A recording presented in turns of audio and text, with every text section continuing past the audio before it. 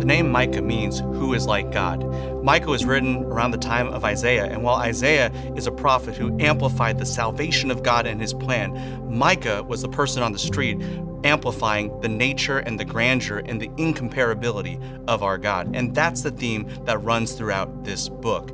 In the opening chapters of Micah, Micah highlights that there's no one like God in his judgment. He has a mighty judgment that overturns everything and will overturn everything for the nation of Israel. God judges even the rich people of the nation, and as they devise things against God and his people, God says this, I will devise something against you. There is no one like God. God not only judges the rich, he judges the rulers who pride themselves on evil, but here's the irony. On the day of evil against them, God will not listen to them because they are evil. Their evil will backfire. There is no one like God. And then God not only judges the rich and the rulers, he judges the prophets, who are supposed to be those who see, but God will blind them so they cannot see. God counteracts man at every point, and that demonstrates his judgment is incomparable.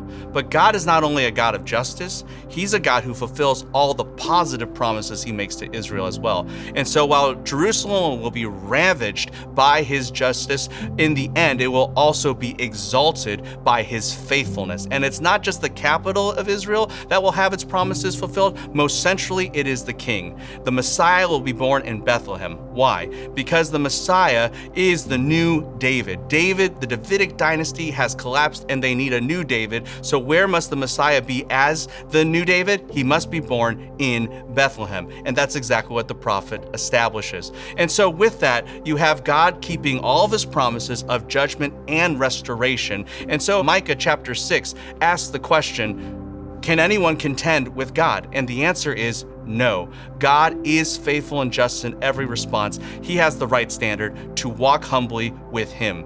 And so Micah 7:7 says, we wait on our God. And what clings and what causes the hinge between judgment and salvation? It is this, that God is a forgiving God. And that is how the book of Micah ends. Who is like God? In Hebrew, the word Micah, the one who forgives our sins. Micah reminds us that no one can compare to God, not only because he's the God of justice, not only because he's the God of salvation, but because he's the God of forgiveness. And that's the lesson we need to learn about our incomparable God.